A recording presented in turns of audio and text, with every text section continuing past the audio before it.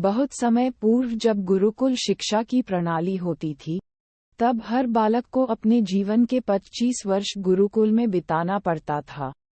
उस समय एक प्रचंड पंडित राधे गुप्त हुआ करते थे, जिनका गुरुकुल बहुत प्रसिद्ध था, जहां दूर दूर के राज्य के शिष्य शिक्षा प्राप्त करने आया करते थे।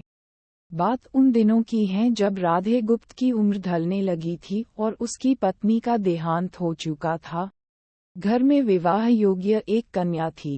राधे गुप्त को हर समय उसकी चिंता सताती रहती थी।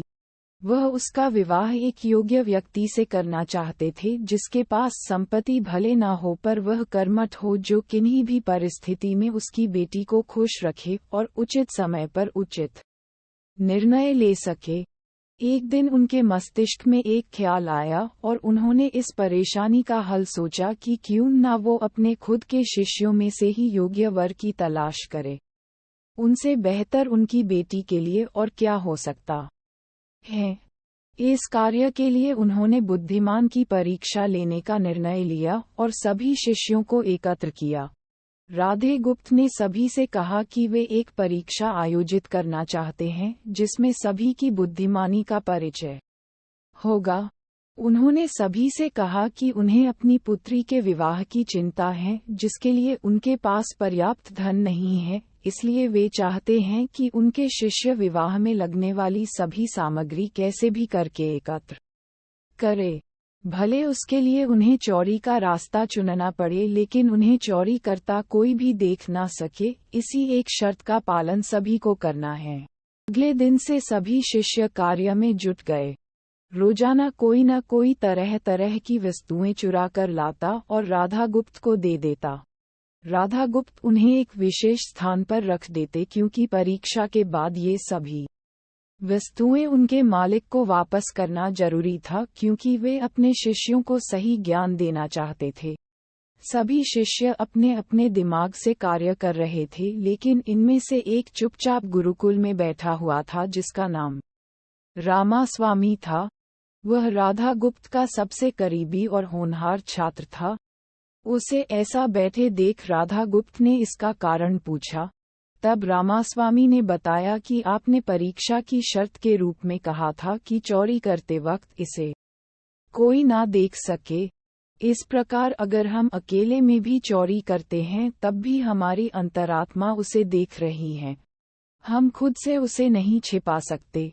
इसका अर्थ यही है कि चोरी करना व्यर्थ है। उसकी यह बात सुन राधागुप्त के चेहरे पर खुशी छा जाती है। वे उसी वक्त सभी को एकत्र करते हैं और पूछते हैं कि आप सब ने जो चोरी की, क्या उसे किसी ने देखा? सभी कहते हैं नहीं। तब राधागुप्त कहते हैं कि क्या आप अपने अंतर्मन से भी इस चोरी को छिपा सके? सभी को बात समझ आ जाती है और सबका सिर नीचे झुक जाता है, सिवाय रामास्वामी के। राधागुप्त रामास्वामी को बुद्धिमानी की परीक्षा में अव्वल पाते हैं और सभी के सामने कहते हैं कि यह परीक्षा मेरी पुत्री के लिए उचित वर तलाशने के लिए रखी गई थी। इस प्रकार मैं रामास्वामी का विवाह अपनी पुत्री के साथ तय करता हूँ। सभी खुशी से झूम उठते हैं। साथ ही चुराई हुई हर एक वस्तु को उसके मालिक को सौंप विनम्रता से सभी से क्षमा मांगते हैं। कहानी की शिक्षा। बुद्धिमानी की परीक्षा से यही शिक्षा मिलती है कि कोई भी कार्य अंतर्मन से छिपा नहीं रहता और अंतर्मन ही मनुष्य को सही राह दिखाता है। इसलिए मनुष्य को किसी भी कार्य के सही गलत के लिए अपने मन को टटोलना सबसे जरूरी है।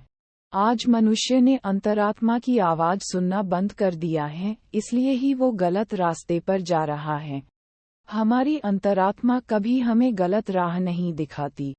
ये जरूर है कि मन की आवाज हमें वो करने की सलाह देती है जिसे दिमाग कभी स्वीकार नहीं करता, क्योंकि दिमाग सदैव स्वहित में कार्य करता है और मन हमें सही और गलत का परिचय करवाता है। यह सही गलत का परिचय ही हमें सदैव बुराई से दूर रखता है। किसी भी कार्य के पहले हमें मन की आवाज जरूर सुनना चाहिए। इस परीक्षा के जरिए राधा गुप्त ने अपनी पुत्री के लिए एक उचित वर भी तलाश लिया और शिष्यों को जीवन का अमूल्य ज्ञान दिया। आज के वक्त में कोई भी शिक्षक एवं शिक्षण पद्धति मनुष्य को धन कमाने तक का ही ज्ञान देते हैं।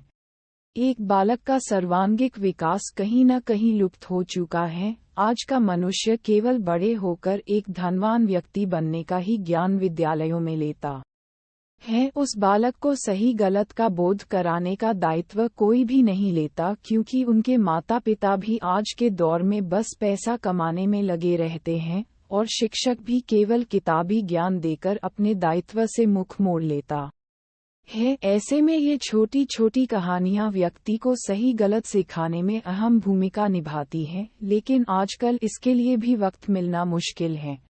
यह एक गंभीर समस्या है जिसके फलस्वरूप आज के बच्चे आसानी से गलत राह पर चलने लगते हैं और उन्हें इसका भान तब होता है जब वे पूरी तरह ग्रस्त हो जाते हैं। अतः जरूरी है कि हम सभी आज की पीढ़ी को ज्ञानवर्धक बातें भी सिखाएं।